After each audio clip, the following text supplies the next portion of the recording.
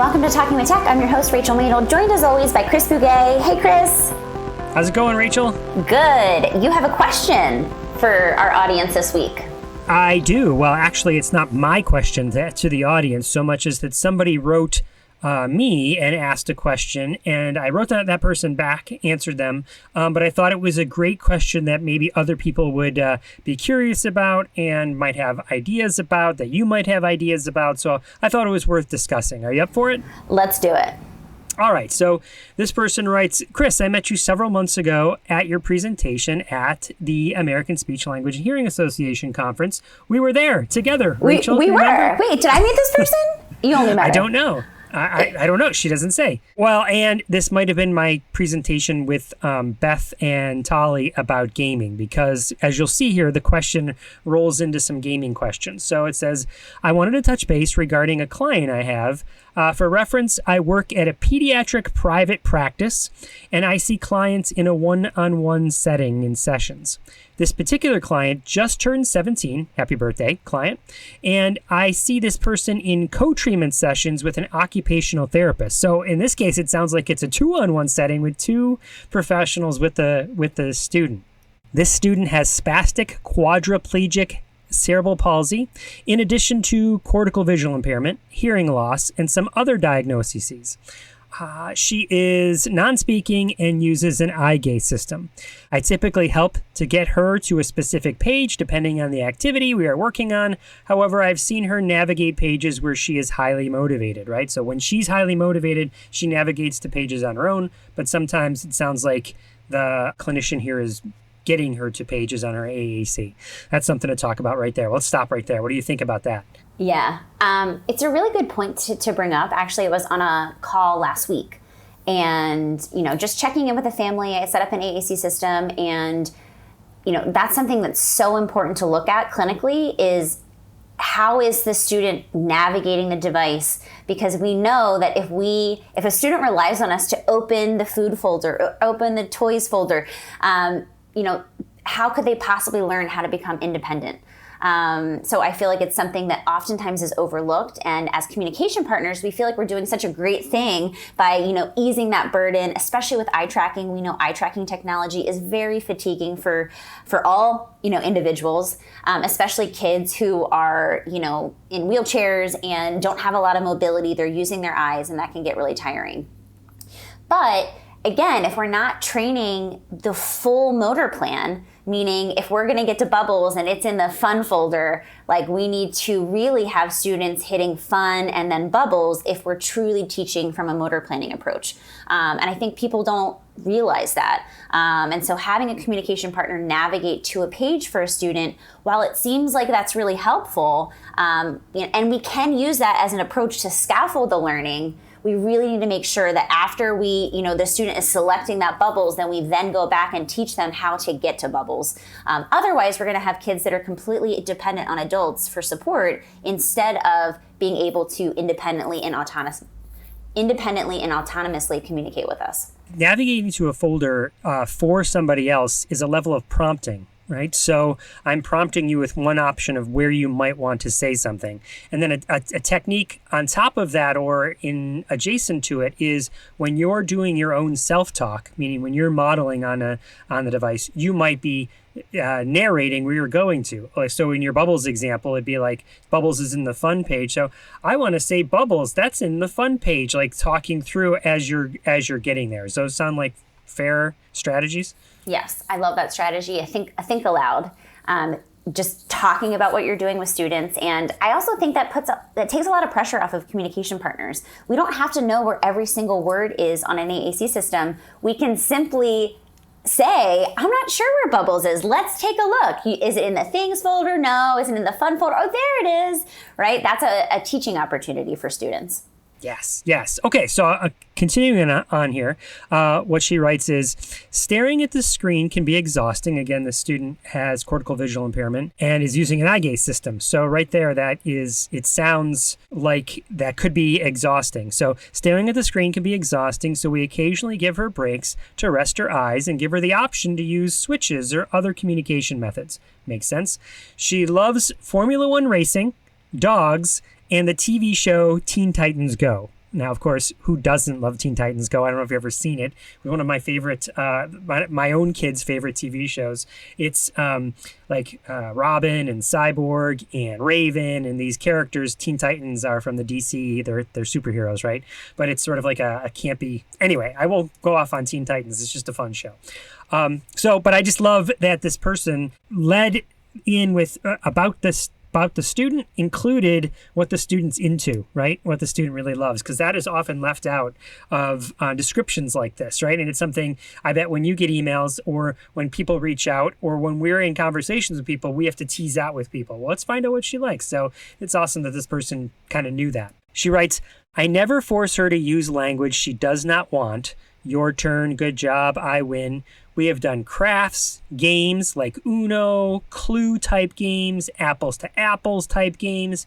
We've done baking activities. We've done games in which she has to rate certain things. And in games where she gives the directions. I love that. That is so underutilized as a strategy because it's so much kids having to follow the directions of an adult or follow the directions of a game as opposed to them giving directions. So this person, awesome. And here comes the question, Rachel. I wanted to see if you had any older kid or young adult games that you could recommend that could be adapted to be played with an eye gaze system that also incorporates some language. I appreciate your help. So, do you have any thoughts? Well, this points me to the episode I did with Kaylee Gustafson. She talks all about eye tracking in that episode, and this was kind of mid-pandemic where everyone was really struggling when they had eye tracking users. But anything that you can pull up on a web browser can be accessible to a student who's using eye tracking. And so I think that's really important when we're thinking about what games can we play, what digital games are there out there that we could pull up to engage the student. Yeah, what a great idea is to go back and listen to that episode and see and I should have done that. I should have pointed her to that episode to go back and listen to it and find out some other strategies there that Kaylee might have mentioned. So one of the things that I wrote back here is I said, here are some thoughts. Number one, experiences that help others. So anytime I hear someone talk about a student being looking for activities that might engage or motivate a student, I often lead with this idea that many people like helping other people. And so much of what we invite students to do in therapy or really any educational experience is passive, consume something, or participate in a game that is the only purpose for the game is to consume, to participate in it, right? So I like to think about how can we invite the people that we're working with to maybe create a game or create an experience for somebody else. So that's what I said here is I wonder if this student who seems to, let's say, enjoy stuff like Formula One racing, dogs, and the TV show Teen Titans, I said, I wonder what this student would do with helping write a book for a family member or a group of young learners, right? So if the student just turned 17, how about can we work with an elementary school and write books for an elementary school? Something like that.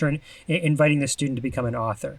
I thought about what could you generate to help at a local pet shelter or some sort of media advertisement for the local veterinary clinic or something like that, an adoption agency, right? Really authentic work here. Let's create something that actually might benefit. And that really brings me to when we went to ATIA and we were in the session with Sarah Gregory and Lauren Enders talking about Canva and building stuff in Canva. I know you've been doing stuff in that realm too, where it's not like just build something in Canva to show to students, but invite students to build something in Canva for themselves, or in this case, like I'm suggesting for others, building something for a pet shelter or a veterinary clinic or something to help with animals if the student really is motivated by animals. So those were two ideas that I had there. And then mentioning the games is like, what if we invited this student to make a game about Teen Titans for a family member, like a niece or a nephew, or again, for younger students. And that could be as simple as making a board game.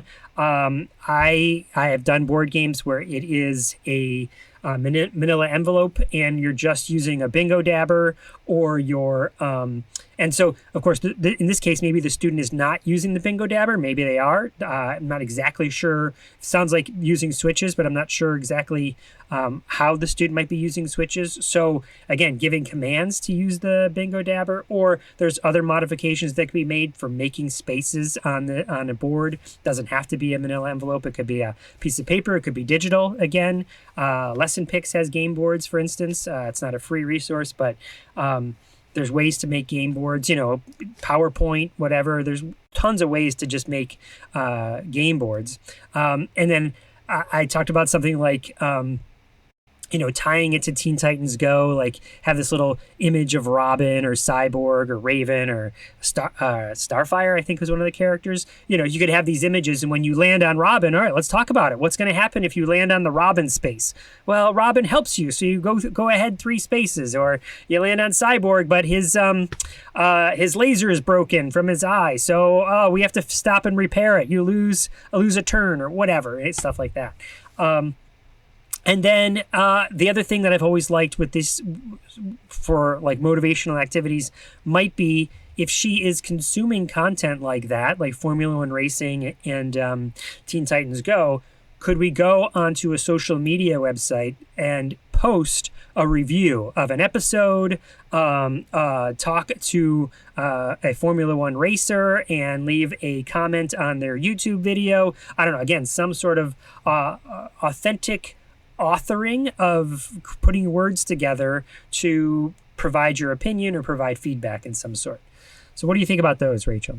Love all those ideas. Super excited that you mentioned Canva, because that was the first thing I thought about. I've been loving Canva in my therapy sessions, and there's a few things that I feel like would be really helpful for this student in particular. One, it's web-based, so the student could theoretically activate, and it is accessible. 2, we have the ability to create high contrast. So if you're working with students that have cortical visual impairment, we know that we could create activities and visual images that are high contrast, meaning they have a black background with red or yellow, not too visually cluttered.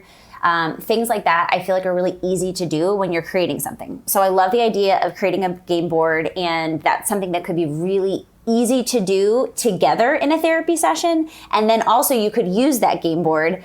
Again, Canva's awesome. You could literally pull in an image of these characters.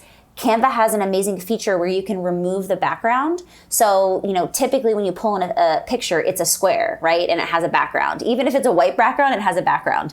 Canva has a background remover so that you can remove the entire background so it actually looks like a character. You can move it around. So I feel like something like that could be really motivating, and also you could share it. Like you could share that with the student's family or with peers in the classroom or with the teacher.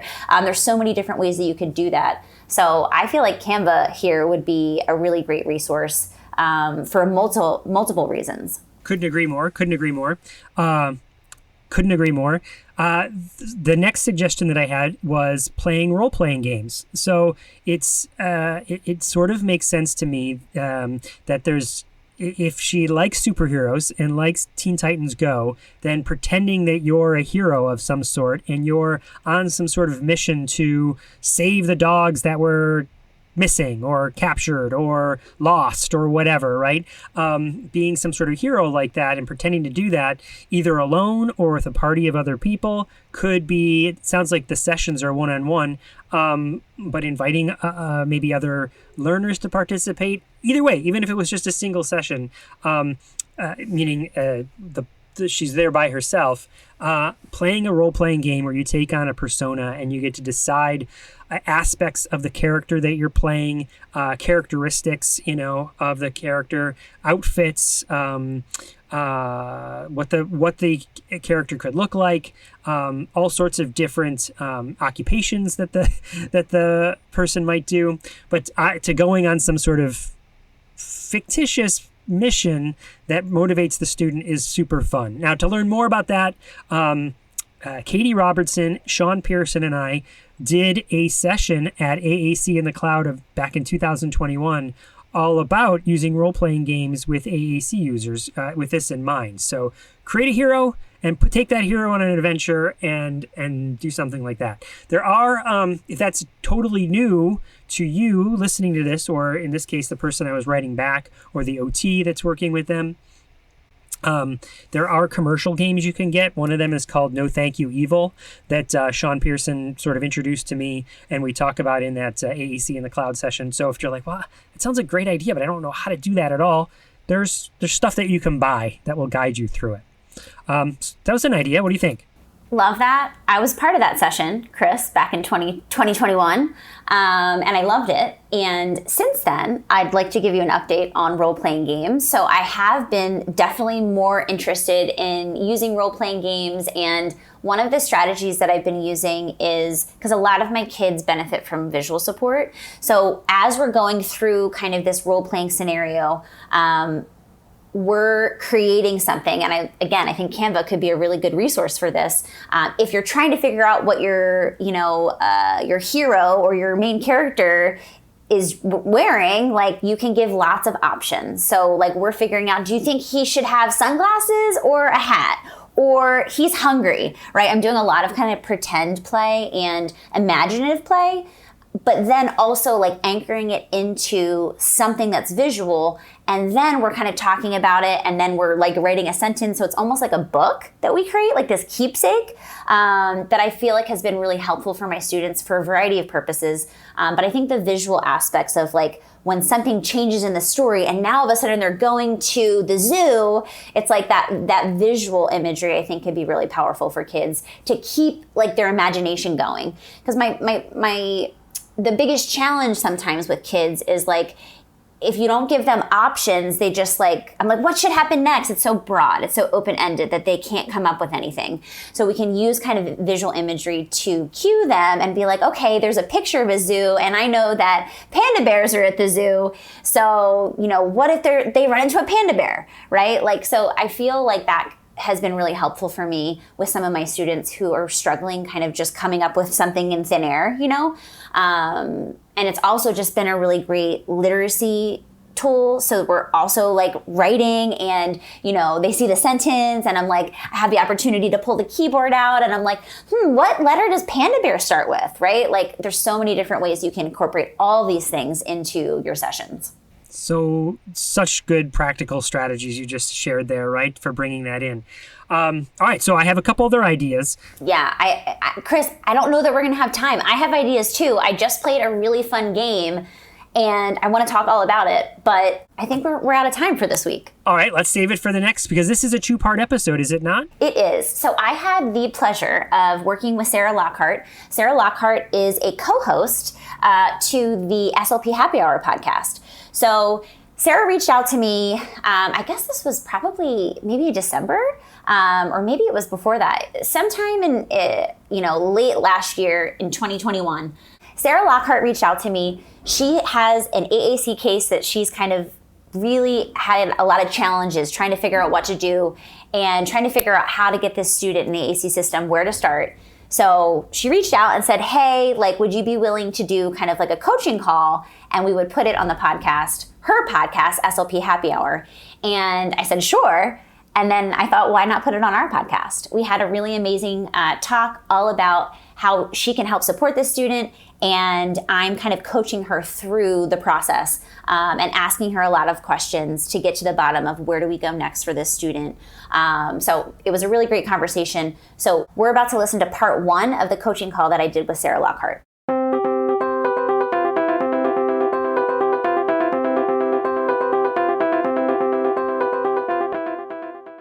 Hey there! If you love listening to this podcast, we would be so grateful for your support to keep it going. By becoming a Patreon member, you can not only help us cover the cost of this podcast, but you can get some really great bonus content as well. We post video tutorials, behind-the-scenes recordings, and bonus segments from our interviews. We would love for you to join us by going to patreon.com/talkingwithtech.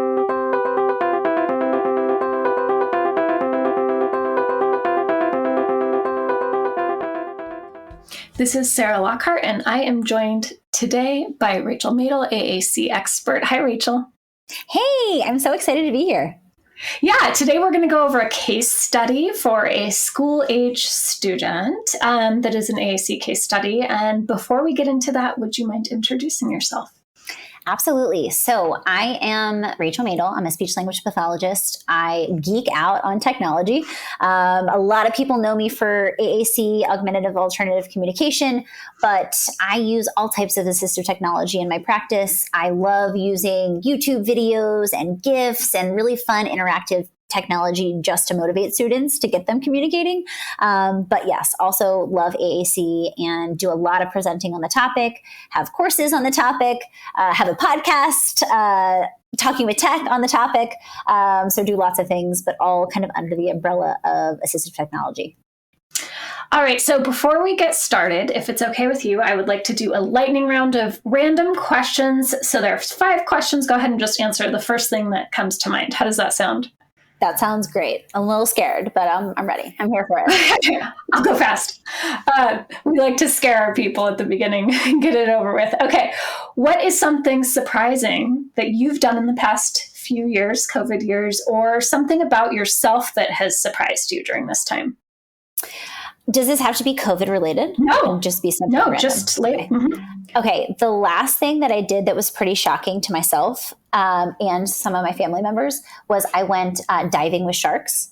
So I know it does sound crazy, doesn't it? When I say it out loud, and not in a cage. I always thought like, if I did that, I'd be like, okay, I'll be in a cage. It'll be kind of scary. I did free diving with sharks. I've been spending some time in Hawaii and I had the opportunity to go and jump in the water with a bunch of sharks, and it was super scary. But also, I love looking at things that scare me and kind of leaning into that. And the older I get, I feel like the more I do that. And this is one of those things. I was really nervous and felt like, okay, you're nervous, you're scared, like let's lean in. And it was a really amazing experience. So that's definitely something that shocked me. And also my family was like, you're doing this willingly? Like, are you crazy? I am so surprised. I'm speechless. I can't imagine doing that. That is very surprising. Okay, this is an easier one. What's an SLP resource you use often, whether it's like a workbook you go to, a website you go to, maybe it's an expert you go to? Okay, so there's this app. All of the students that I work with know it as the Dragon Game because there are dragons in it, but the actual name of the app is called Peppy Wonder World. And I love this tool. I've been using this for years at this point, and there's different islands, and it's character based. You can pull up characters. You can do lots of things. You can make the characters eat. It's kind of like, an interactive dollhouse experience, kind of like my Playhome, if anyone's ever heard of that. Mm-hmm. But it's so great for a variety of different kinds of students. Different ages, different targets. With my younger students, I'm working on just basic language skills, getting them to use descriptors. With my older students, I'm working on problem solving and perspective taking. There's so many different things with that tool. Highly recommend it. I think like each island, so it's like a setup in islands. You can take a boat to different islands, and each island you have to pay for. I probably spent like $20 on the app, but it's worth every penny because every time I see a student, they're like, are we going to play the Dragon Game? And I make sure to call it the Dragon Game because I don't want kids to be downloading this app and playing it, when they're not with me. Yeah. And so I'll have kids come back and be like, Mommy couldn't find the Dragon Game. I'm like, good. Mommy's never going to be able to find that Dragon Game. So anyway, that's a tool that I love, and I use it with so many different students. Oh my gosh. Okay. What is something you've dreamed of doing but have not done yet? Great question. I just got off of a webinar and there were a few people from Australia, and I would love to visit Australia. I know they're basically locked down, and I don't know, I hope they open back up soon. But that's something that I've always wanted to do. I've always wanted to explore Australia and New Zealand. I feel like I've done a ton of traveling all throughout the world, and those are 2 areas that I would really love to see. And I've always been really attracted to the beach and the ocean and, outdoors and hiking and and things like that. And I feel like there's so much of that in those areas. So that's the first thing that came to my mind was like Australia. Mm-hmm. Yeah, Australia. I have some of my favorite shows are filmed in Australia. I love like family dramas. So if anyone's listening and also loves Australia, there's something called Under the Vines. It's new and it's on Acorn and it's really good. And it takes place in an Australian winery. Okay. If a friend texted you right now and said, hey, I need a recommendation, like a book, show, movie, YouTube channel, whatever. I need a recommendation for something fun to listen to, watch right now. What would you recommend to them? I tend to like read for a purpose, which is like something I'm trying to get out of. I'm trying to do more like reading for pleasure, but I'm always reading like self-help books and like productive things. It's hard for me to do not productive things like just for fun. I'm like, what is fun? What is that like? People who read for fun. I'm guessing probably like a TV show maybe. I actually really like the show Atypical. I feel like they do a really good job, and it is obviously meaningful to me because I work with a lot of autistic students. I think that show is really interesting, and especially because of the work that we do in our field, I'm really interested because I feel like I notice subtleties of the show that maybe other people won't recognize or realize. So I don't know. That might be the first thing that comes to my mind. I just watched they have a new season out. So Atypical. That's my recommendation. I have not watched Atypical yet, so that is a great recommendation. Last lightning round question. Other than swimming with sharks, what is a day in your life in the past year or so which you have just a very, salient memory of that you won't forget for quite a while? So just like a special day? Mm-hmm. Well, actually, so it's funny you asked that because this is just the first thing that pops to my brain. I think that's the whole point of this, right? Yeah. I had a really amazing session. So like I said, I had been spending some time in Hawaii, splitting some time between LA, which I own a private practice in LA. But a lot of the work that I've been doing is being done virtually.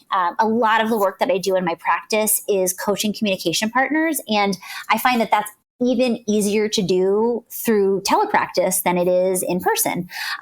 We watch videos back of interactions and I pause them and we kind of go through strategies together and I ask reflective questions. So a lot of what I do in my practice is coaching. I'm able to do that from anywhere, which is really amazing. So I've been spending more time in Hawaii and I have a family that actually I had been working with pro bono. I said, I will do an AAC assessment for your child if you'll allow me to record the whole process and share it when I do speaking events. Also, I have a course, AAC Ally. It's all about how do we select tools for students.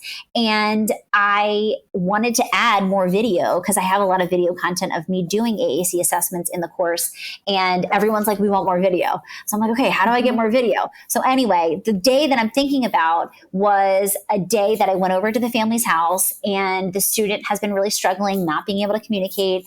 And it was the first time in a while that I've done an assessment in person.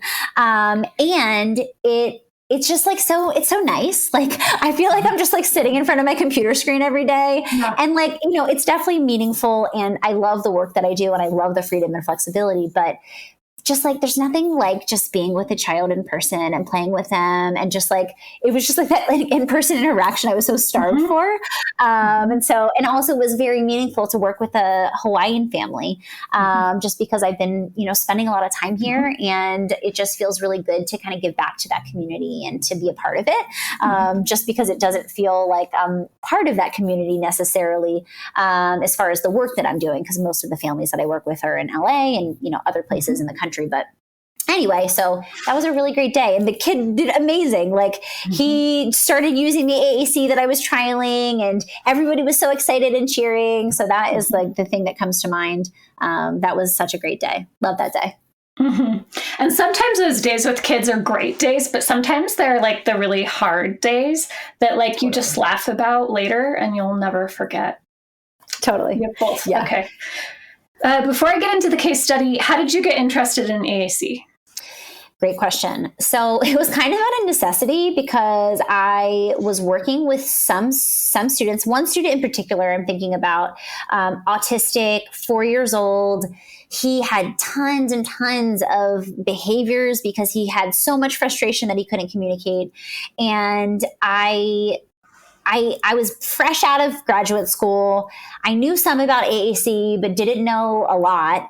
And this student was not responding to anything I was doing. And I was and he had to be taken into like this room that had nothing in it. Like he was destroying things. He was climbing on things. He had a lot of sensory needs. Now looking back, I'm like, that kid had sensory regulation issues. Like I wish that I would have known what I know now. Right. But I started making progress with this student that was so challenging to, and everybody wrote him off. Everyone was like, no, like he just doesn't listen. And his preschool was like, like, you know, he's not going to learn how to communicate. Like I'll never forget that one of the teachers told me like, you know, you're wasting your time with him. And I was like, okay, like I just started. And also like, but then like deep down, I was like, am I not going to make progress? You know, it made me question myself. But anyway, the way that I actually started seeing progress with this student was through low tech AAC that eventually transitioned to high tech. I just like took a picture of this like shape sorter toy that he was obsessed with, and he started giving it to me. And I was like, wow, like, look at this. And then of course it was like, we needed more words. And I was like, okay, high tech. And then after that, I was kind of sold. And it was like all of these kids that had the most challenging, you know, behaviors. And I was so interested in how I could help those kids. Because I feel like sometimes those kids, they can't find clinicians to work with those kids, you know, and so many of the parents that come to me in my practice now, they've had that experience, or like, we've been told he's too severe. They won't work with him. And so I just like felt super passionate about like, I will be the clinician that can work with these kids and can make a difference. And the more I learned about AAC, the more I kind of went down rabbit holes, which is definitely part of my personality. If I'm interested in something, I feel like I need to learn everything about it immediately. And so I just spent hours and hours and hours researching and talking to people and trying to learn as fast as I can. And that's what happened with AAC. And it just like totally changed my career and changed the trajectory of my career. And I just like, it became super passionate about helping those kind of subset of kids that felt really challenging for other clinicians. I was like, no, I will figure this out. And then the more I did it, the more I loved it. And here we are. My heart is melted in a puddle, Rachel. It's like hot chocolate and marshmallows all melted. I think the past however long of pandemic times, it's been really difficult to be an SLP. So something I really appreciate about talking to you is your passion about it. Yeah. Yeah. Well, it's like, it's interesting because I feel like a lot of people say that when they hear me present, they're like, wow, she's so passionate. I felt like I have this like special, like magical power in some ways, and this like hidden gem of a secret. And it's like, I just feel like I need to share it with people, which is why I do the podcast. It's why I do the speaking events that I do. And, you know, it's not like I do anything that anyone else can do, you know, it's just that like I figured out ways to talk to people about AAC and empower people, because it's a lot of adult learning with AAC. The adults around a child using AAC need to learn how to use it, and that's how you can have success. And so, you know, I think that if we can figure out what our specific gem of wisdom or the way that we think about things or talk about things, if we can bring that to the work that we do, you know, people resonate with that. Like it really connects with people. And I think we all have that in some ways. Like we can all bring the passions that we have to the work that we do if we think about it kind of outside of the box. Yeah. So let's get into our case study. So our case study is Connor. Connor is a second grade student in a self-contained classroom. Connor is an autistic student. He does have echolalia and a lot of gestalts. So he will say things like yes or no if he's asked a question. He also has a significant amount of anxiety. That is, you know, there's a family history of anxiety, and you can tell he's a kiddo who likes to be in control. He loves songs. He loves dinosaurs. He loves colors. And he really has quite a bit of language, but it's not really functional. It's mostly nouns. And he doesn't have a lot of communicative function. So he'll request, for example, we're playing stepping stones and they all have different colors. And he's like, yellow. And I'm like, oh, do you want the light yellow or the dark yellow? And he'll just say yellow louder and louder and louder. I'm working on asking fewer questions, because when I ask him questions, it seems stressful to him, and he'll just repeat yes or no, yes or no, yes or no, because I think that that's what people have said to him. But he is in a classroom that is very behavioralist based and uses like a behavior based program. And so the teacher says, I am a fill in the blank, her favorite behavior philosophy classroom. And she also says we are a PECS classroom. So he has, the nouns, which he doesn't really need because he can verbalize those. But again, things like he's not using verbs, he's not answering questions, he doesn't seem to understand verbs. There's a lot of language learning that needs to happen there. So that's Connor. I don't know if you want to just ask clarifying questions or if I should just start with my questions. How do you want to do this? Okay, let me get a little bit more information before you ask specific questions. Yeah. So does this student, have you ever trialed AAC with a student? No. Or any type of besides, and it sounds like there's PECs going on in the classroom, but he doesn't really need it because he can already label all the nouns in his environment. Yes, correct. And we've tried a core board, and it's very cute because he will point to it, but not the right space as he says it. And he does seem to, and again, it's a low tech core board, but he does seem to attend to it and verbalize and point and use new words when we use the core board, but he has never had an AAC assessment or trialed high tech devices. No. Okay, so let's talk a little bit about his use of AAC currently with the light tech or the communication board. So you're saying that he will touch an icon on the communication board. Will he say the word that he's touching? No, he'll say the word he means. He'll say the correct word. Like, for example, let's say we want to open a box and I model open. He'll just touch the board in a random place, but he'll say open, whereas he doesn't normally have that word. Gotcha. So he's imitating what he hears you say verbally. Yes. And he knows there's an expectation to touch something, but he doesn't know what he's touching. It's really cute. It's very sweet. It's super cute. Okay. So I'm hearing there's a lot of echolalia and verbal imitation. Mm-hmm. So I'm happy that you tried a communication board. So there's some limitations with the communication board. Yeah. One, it doesn't have the auditory output, and that's probably the most important for people to kind of understand, because that auditory output, touching the word and hearing the word and seeing the word, all of those things together really does create a magical experience for a child learning language through AAC. And that's one of the reasons it's so powerful. And that you don't have that with high tech or with light tech AAC or communication board, right? And so I'd be really interested to see how this student would respond to something that actually, like when you touched it, it said something, because I'm sure he would start getting to the habit of touching it and then imitating it, right? Because he has echolalia. So that would be great. And it wouldn't be random because he would be able to listen perhaps and then decide, she said open and I'm trying to find open, and he might do some scrolling to find the word that you said, or he might not, but regardless, he'd start hitting the buttons, hearing the word, and start attaching that symbol with the word. And then we as communication partners could model in meaningful ways how he could use that word.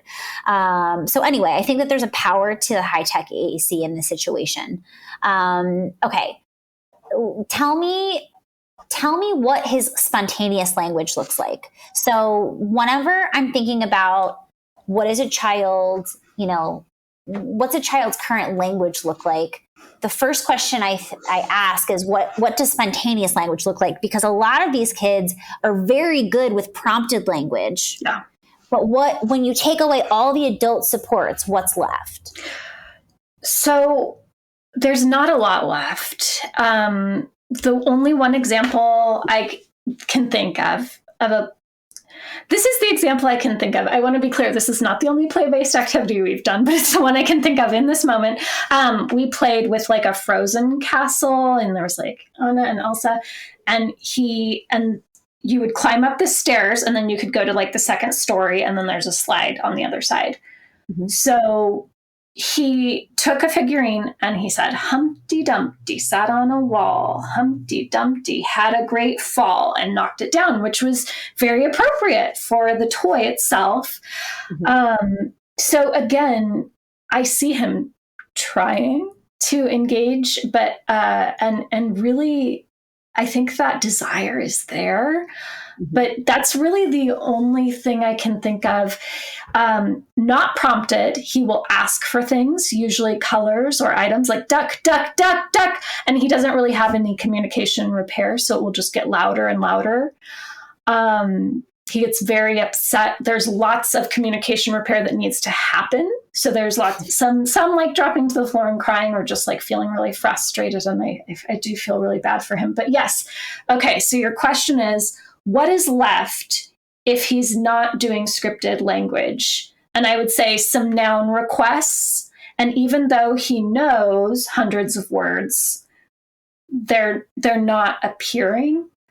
You can probably say this in a better way because you do AAC, but do you know kind of what I'm trying to say?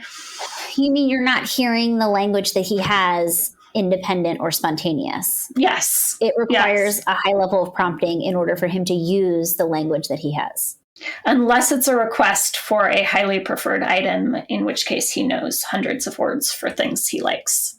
Will he say the single word, or will he put it in a phrase? He'll say like... He will say single word, or he'll say want and single word, because that's what he's learning in another therapy he goes to. Yeah. Okay. How often, and these, by the way, these questions are all questions that I ask parents when I'm working with parents or teachers. So the coaching that I'm doing with you can literally take these questions and ask parents, teachers, whoever you're talking to about your students. If you're thinking about the entire day, and I know you're probably not with him the entire day, so think about your entire session.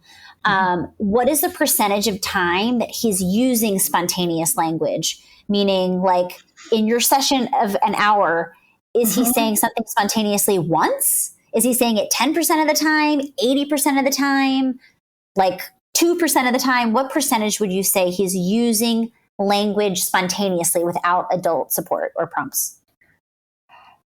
1 to 2 times in a session.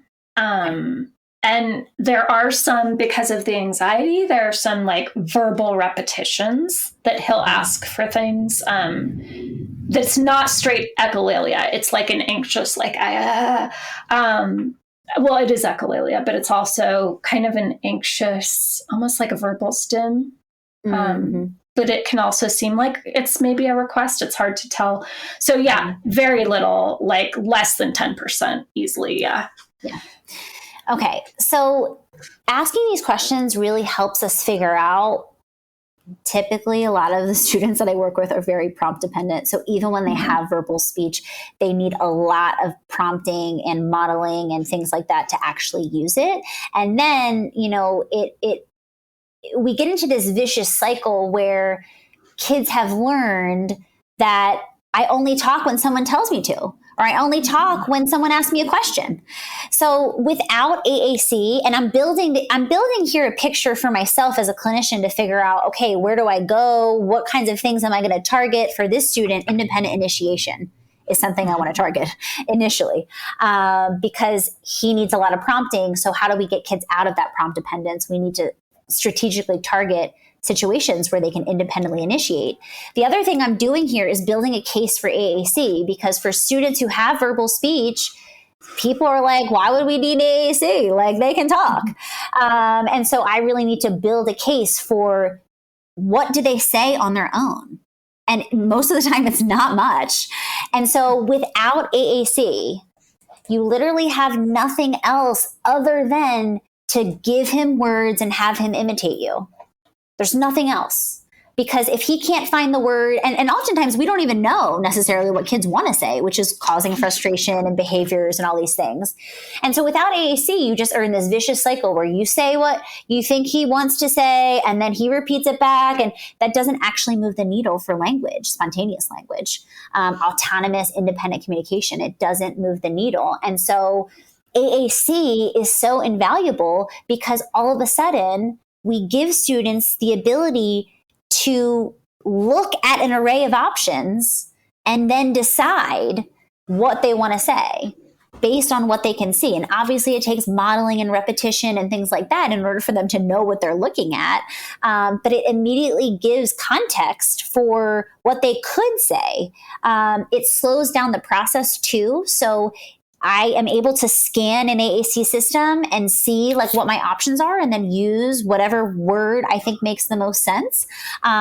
It also allows us as educators and clinicians to scaffold our prompting in a way that gets closer to independent communication, because giving high levels of verbal models and prompts, that's not really close to independent communication. But if I can, pause and maybe that doesn't do it, and I can gesture to the AAC system or point, in the direction of the AAC system, that's one step closer than verbal prompting to get to independent communication. And so we're able to use visual cueing as a way to scaffold the learning support for a student. And so these are the kinds of things that I'm explaining to families when they're like, why would I need AAC? I'm like, here's why. Hey, teacher, here's why AAC is really important, because, eventually this will lead to more independent communication. So, understanding kind of what the student is doing, and this is like a very typical profile of like many of the students that I work with.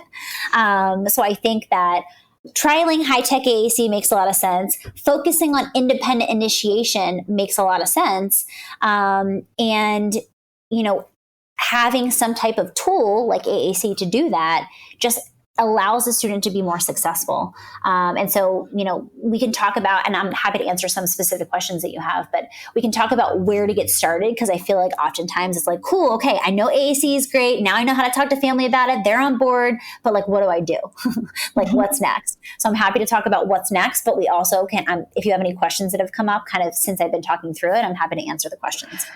Yeah, I think I want to know what's next, and specifically two things. One is, do we have to do this thing where we like trial a bunch of high-tech AAC devices and create and do this huge AAC eval in all capital letters that takes hours and hours, especially if we don't have access to an AAC team?